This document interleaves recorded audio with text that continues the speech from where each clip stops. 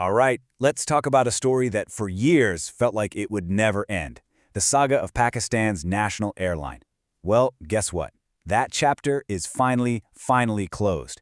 We're going to dive into the absolutely massive deal that just went down for PIA. Yep, you heard that right. After so many attempts, so many years of just financial chaos, Pakistan International Airlines has officially been sold. It really is the start of a whole new journey for the national carrier. And the price tag? Get this, 135 billion rupees. I mean, just let that number sink in for a second. It's a figure that made everyone's head turn and, it really set the stage for what turned out to be a pretty dramatic sale. So how on earth did they land on a number that big? Well, this wasn't just some quiet backroom deal. Oh no. This was a fierce, full-on televised auction with some major players all fighting for control. And this really shows you just how intense it got. You had the Arif Habib Consortium coming in with a winning bid at 135 billion. But look at this. The Lockheed Consortium was right there with them at 134 billion. I mean, neck and neck.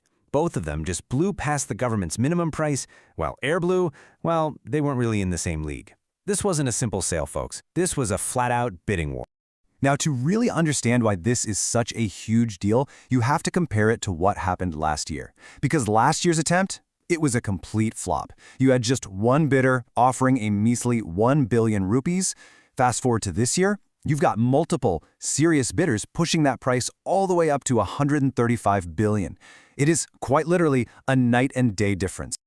Okay, but with a number as big as 135 billion, you just know the headline price isn't the whole story, right? The real question, the one we need to dig into, is where does all that money actually go? And trust me, the answer is probably not what you're expecting. So this is the big question on everyone's mind. The government just sold the airline for 135 billion rupees. That means a massive payday for the state, right? A huge pile of cash for the treasury? Well, let's take a closer look at the fine print.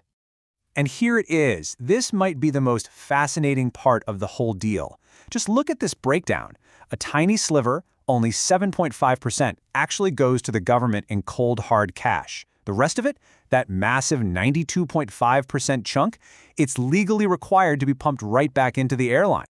So you might be wondering, how does that even work? Well, it's a core part of the deal. It's a legal obligation.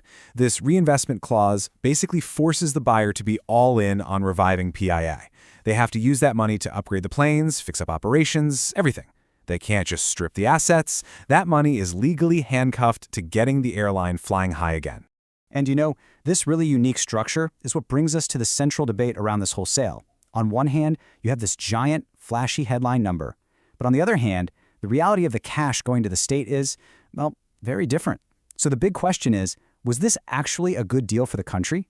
And this isn't just some small footnote either. It's a major point of discussion. You've got economic experts looking right past that big 135 billion rupee number and asking a really tough question. What's the actual tangible value of this deal for the government's wallet?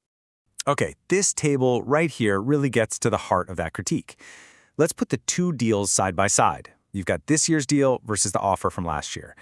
Look at the headline prices. I mean, they're not even in the same universe. 135 billion versus about 10 billion.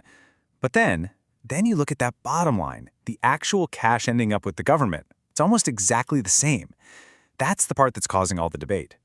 So the ink is basically still drying on this massive deal. And what we're left with is, well, a pretty complex picture and a really uncertain future. So what happens now? What does this all mean for Pakistan, starting like tomorrow? Well, there is one immediate massive win that nobody can argue with. For the first time in ages, the government is no longer on the hook for PIA's huge annual losses. That financial black hole that was sucking up billions and billions of rupees every single year, it's been plugged. That right there is a huge relief.